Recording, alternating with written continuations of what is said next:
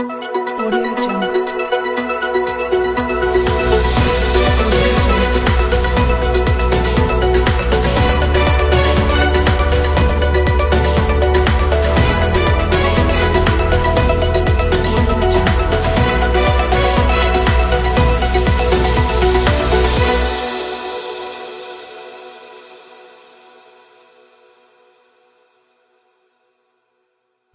Hello, I'm Emigris Andaya Susas from BSL Filipino 2A, and this is I Care.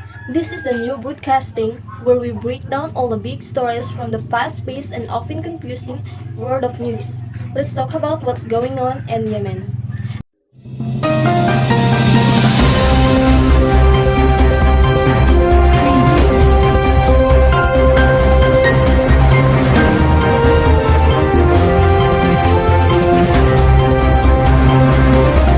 The United Nations says it has the worst humanitarian crisis on the planet, and in a world with all sorts of problems that is saying something.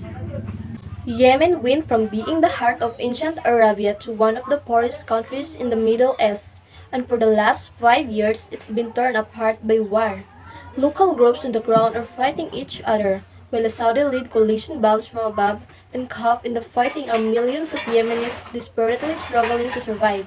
So how did things get so bad? And there's a way to out?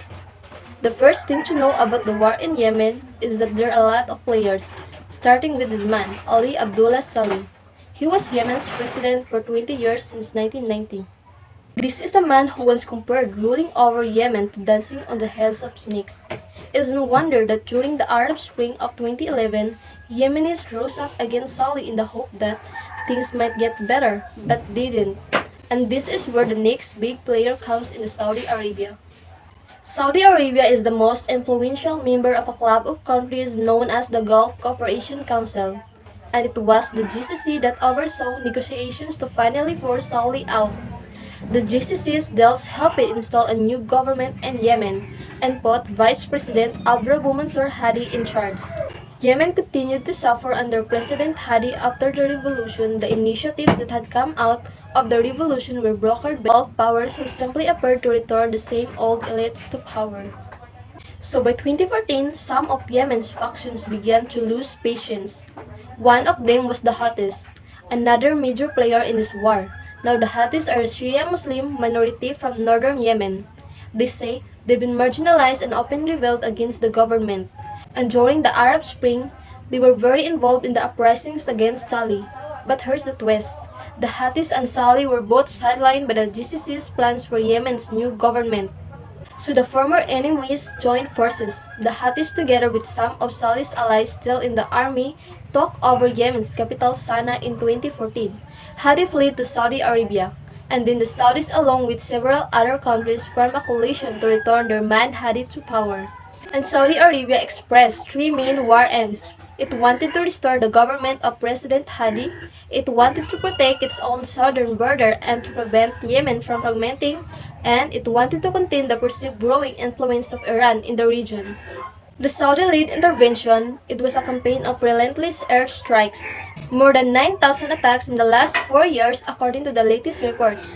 Saudi-led forces say they've been targeting the enemy, but rights groups accuse the coalition of bombing dozens of hospitals and schools, killing thousands of Yemeni civilians, which bring us to Yemen's immense humanitarian crisis. In this war, it's not just fighting that's causing all the suffering. Even aid is being used as a weapon. So when people talk about Yemen being a proxy war, this is what they mean. It's the fact that two major rivals, Saudi Arabia and Iran, are backing opposite sides in a foreign war.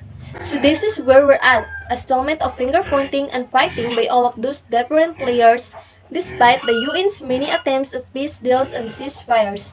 But as with any war experts say, diplomacy will be the only way to put an end to the nightmare in Yemen. That's the news for today. Thank you everyone for watching and listening to me. Again, I'm Emigris Andaya Susas. Please take care of yourself and each other. God bless and stay safe.